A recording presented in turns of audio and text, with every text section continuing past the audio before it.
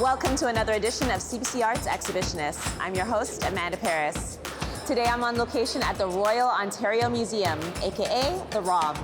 It's the largest museum in Canada and is home to dinosaurs, meteorites, and mummies. But I'm here to see something new.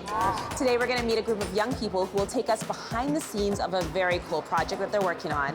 In this episode, you'll also meet a tattoo artist who will walk you through the pain. You'll see an art installation in the clouds and get hypnotized by some oddly satisfying linoleum.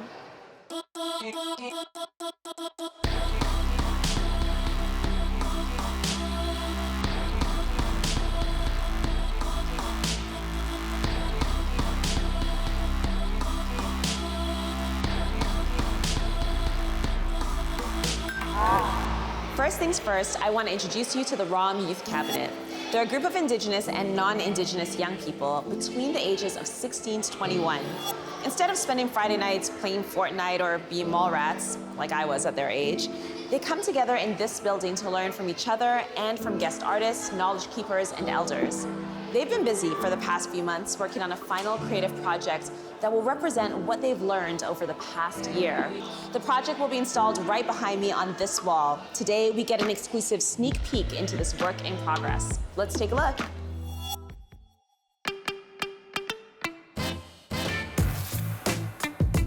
The Youth Cabinet is a mix between Indigenous and non-Indigenous youth coming together here at the ROM to learn from different elders, knowledge keepers, artists, myself, and also the Indigenous youth intern here at the ROM, so that they can come together and learn to tell their stories. Basically, they just said like horses, we want animals, we want trees, we want all this here. But the thing on here, the finished product, that's all our work.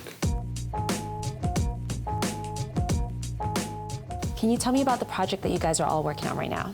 Yeah, so at the end of every year, we have a culminating project, and this year is the first time that we've done a mural. So it's really exciting. We have a huge 4-panel mural that's going to be at the base of the totem pole stairs here in B1 at the Royal Ontario Museum. Can you talk a little bit more about the significance of that location, having it right there? The museum kind of was built around those totems. So if you look in the middle of the mural that the youth created, there is a totem there. So it was important that they're paying respect and there's a dialogue between those two pieces. Who here is making a mural for the first time by making this one? New to the mural making worlds? Okay, so how has the experience been for you? It's been a lot of fun. I didn't realize that I could actually keep a steady hand painting, so that's nice to Lifelong know. skill, yeah. Definitely. Nice. So we just have a few more things to add to the strawberries, like the seed. In terms of painting the mural, what's your favorite part of the mural? My favorite part of the mural? Oh my God, okay, that's a lot of pressure on me. I'm sorry. I'm really into the strawberries down here in the corner. Yeah. When I did my berry fast, which is a ceremony that you go through when you get your first blood as a woman.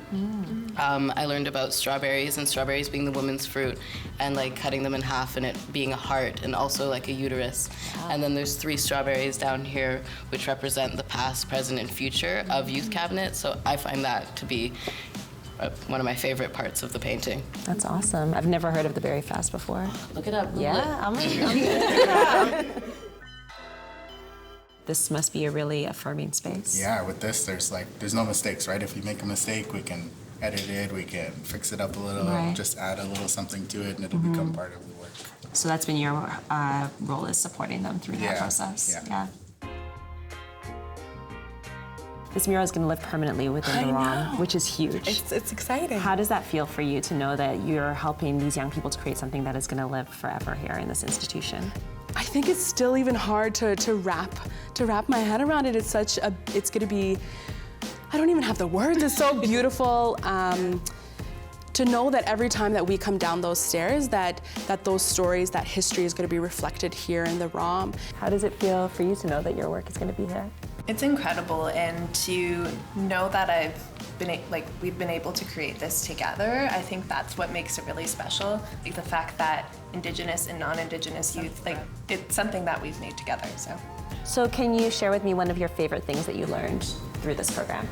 Yeah, we learned how to say thank you. Miigwech. Miigwech. Yes. Miigwech. They say no pain, no gain. Coming up, we meet the tattoo artists who test that theory out on each of their clients.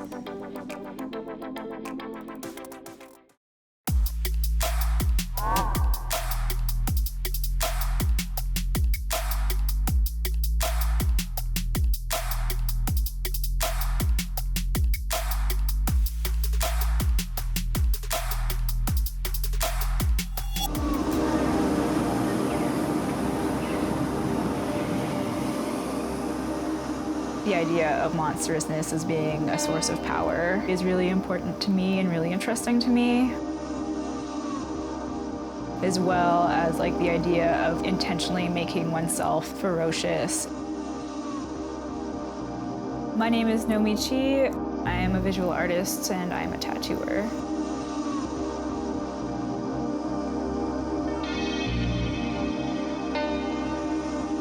I've always been drawn towards like human figuration and also animal figuration and kind of like combining those in different ways. I started with a particular interest in mythology, specifically like feminized monsters. And it's kind of like been like an ebb and flow to and from those concepts throughout my entire image making practice. I like to kind of reflect on the idea of the self and the other and that ontological distinction, but I really don't want to be overt or didactic in any of my messages. I like to kind of keep it pretty open. I didn't really start thinking about it until my last year of art school. If anything, my experiences at art school really like gun to my head, forced me to think about why I was drawing what I was drawing, and for that I'm really thankful. However, like a lot of people, I have a lot of ambivalent feelings about attending art school.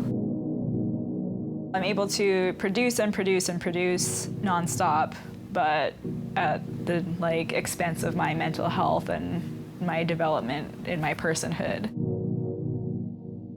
And honestly, I was a bit burnt out and like exhausted and not wanting to think about art.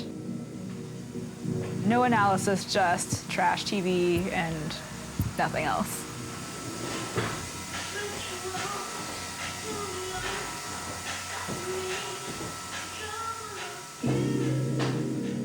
It's kind of funny because my degree is in illustration and I do refer to myself as an illustrator, but most of my time is taken up by tattooing first and foremost. I'm just gonna leave it as line work and it's gonna be like a very basic kind of skeletal structure for a while. And this is just so I can build on it slowly over the next few sessions and not like rush this whole process while you're here.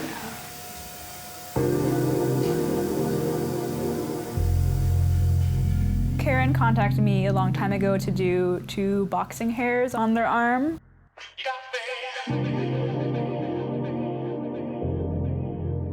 There's just like a lot of really good chemistry there, which is why we decided to continue working together. So a couple days ago, I wrapped up a 2-day arm piece project with Karen, and doing those like 2-day back-to-back projects have been kind of increasingly a lot more present in my practice, especially as my pieces get bigger and people travel to see me, and it's just more economical for them to do just pain marathons with me. So far, I've been really blessed with folks who are like really, really strong and can sit for that, just like knowing that that's kind of like the moment you get. What I've learned is that like the first few hours I get to do my like service industry song and dance and like catch up with them and like trade stories for a while. Usually by that point the client wants to be quiet and I also want to be quiet. So we just turn on some good music and that kind of keeps me in line and keeps my focus steady. I just really am committed to making a good tattoo for people, and that just kind of helps steady me in that process. If you're interested in getting a Nomi Chi original, you may have to wait a while. With over 118,000 followers on Instagram, her waitlist is no joke. You can check out even more tattoo artists on our series Art Hurts, available to watch now on CBC Gem. Just imagine lying in the grass on a perfect summer evening when all of a sudden you see something in the sky. Is it a bird? Is it a plane? No, it's video art projected on a giant floating screen. Right now I'm inside of the Royal Ontario Museum surrounded by art. But as you'll see through the work of Skeye Projects, art can live anywhere, even in the clouds. I was driving back from the Gatineaus with my son. It was that time of day or evening, twilight-ish. The landscape is still quite bright. However, the sky is going indigo, and we were in the stage where we go, if we had all the money in the world and we could absolutely make anything, what would we try to make? And so I said, I think it would be amazing to have a floating violet thing in the sky over there on top of those hills, right there. My name's Don Maynard. I'm the artistic director of Skeye Projects, which is a piece that I've been working on for the last 3 years. I'm an artist who works in my studio. I make films, I do installation art, I do public art pieces. It's an immersive experience because they're oftentimes lying on their backs, looking straight up at the screen. So in a way, this becomes really intimate for them. It changes your perspective and of the perspective you have around you. Totally interesting. You can see the stars and the moon beside the screen, and then you're hearing all the music because they're directly underneath the screen, and so are the musicians. So everything's wrapped around you sound-wise, and then you know that there's this 400 or 500 people also there, but you don't see them, like you're not doing this face-to-face.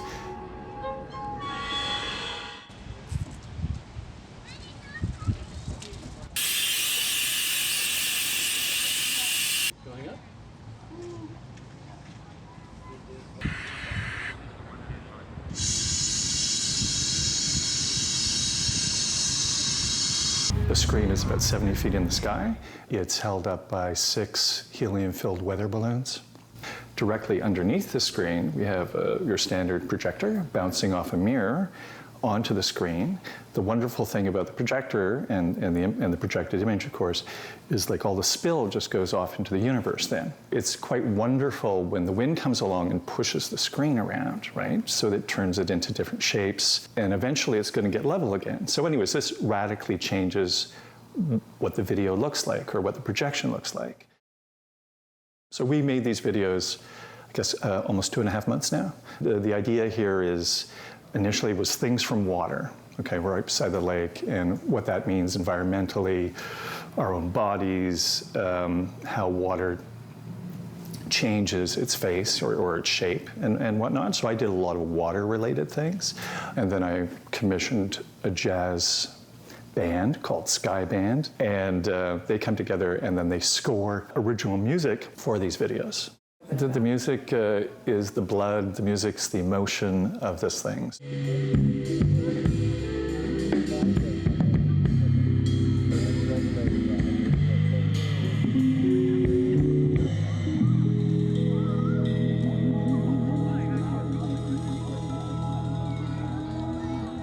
I would love to be able to travel this piece across Canada. The process of doing something that's really difficult is, well, is fun sometimes. You have your vision, which is, yes, I see this, right? You know, I see the violet screen over top of this giant hillside, and then you go, well, how do I kind of get there? Coming up, this artist is making waves, literally.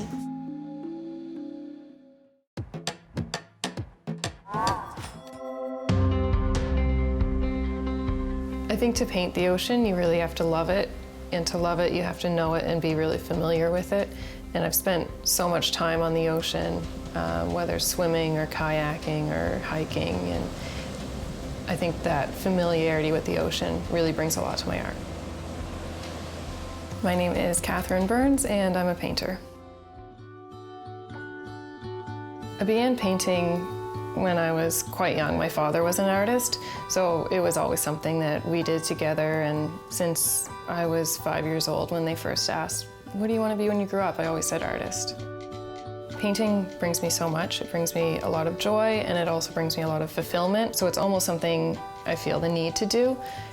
I grew up in a seaside village, and the familiarity of the ocean was always a big inspiration for me. I really fell in love with kayaking and feeling just so close to the water, and a lot of my images that I work from are taken from my kayak. Anytime I spend on the ocean, it's always a time of contemplation for me, and that's kind of what I'm trying to paint in my paintings. I usually paint a painting in 3 layers. So the first layer is just a very rough gestural sketching of the shapes and values. And the second layer is refining that. And then the third layer is just bringing out the highlights and adding in the finer details. What fascinates me about the ocean is just its ability to change so much from day to day, and it's a very dynamic subject matter. The photograph is a reference, but the colors and the light and the atmosphere was something I had to recreate from what I experienced. There's so many different moods and feelings you can get from just one subject matter that I just love. I paint a subject matter that a lot of people can identify with. I don't ever find that I'm sacrificing what I want to do. When I hear feedback that my paintings can transport someone back to their childhood or a fond memory of the ocean, it just makes me feel amazing.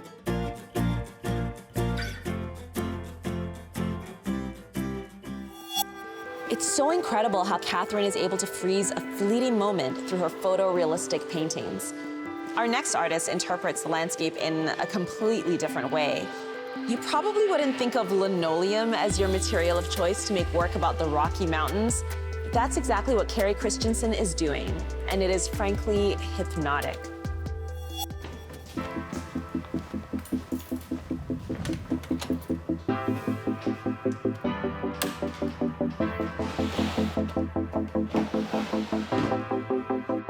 If I had to describe my work, I'd say that they're landscapes. Although it's a compliment that people think the work is done digitally, I think it's important that we return to these handmade art forms. I love printmaking, I think because it involves a variety of processes.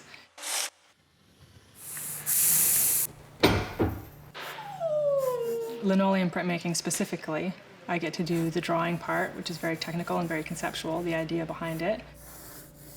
People often ask me about my personality. Just have a look at my rulers, that tells you all you need to know. Like, you can't just start carving and hope that you're going to get something good. Like, you have to have an idea of what you want because it prints in reverse. And so I think I end up seeing things in reverse sometimes too. The carving process is my favorite part. I know, it's so tactile. There's so much about it, right? Like, there's the way that it smells. The linoleum has a particular odor.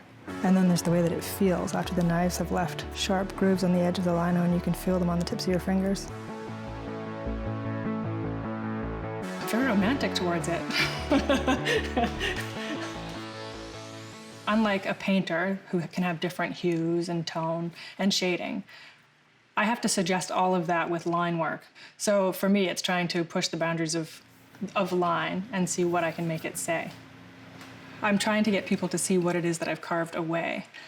Basically, I'm trying to get people to see a negative space. I'm trying to get people to see things that aren't there. The more time I spend with linoleum, I know it's going to sound funny to say this, but it kind of dictates what it wants me to do.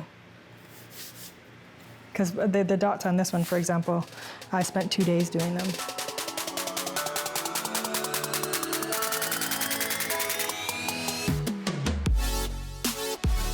Until you ink it up the first time, you have no idea for sure what it's going to look like.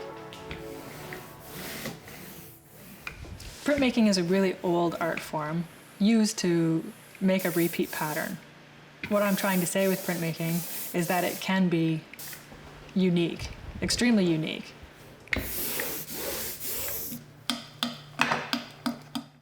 And you can smell the ink. Each part of the process has its own sensory thrills. Every time you print something, it's called an edition. So I keep my editions very small. So I usually do between 1 to 3 prints in each edition. There's definitely going to be variation because they're made by hand. They're each going to be slightly different, but I'm very particular about making sure that they're all of the same high quality.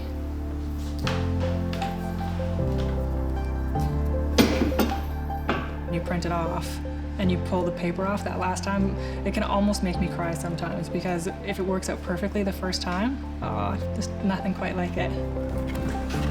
Oh, nice. What I'm trying to do with my work is also portray emotion.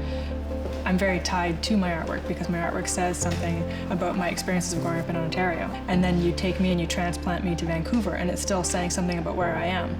So my artwork depicts the place that I'm in, but it's also reflecting the places that I have come from. It's about how I feel about the landscape, whether that is the way that the shadow falls across the face of a mountain cliff, for example, or the way that the rain is falling through the sky, or the way that the mountains are reflected in the water, the way that makes you feel when you look at it. That's what I'm trying to capture. I am all done, yes. On to the next one.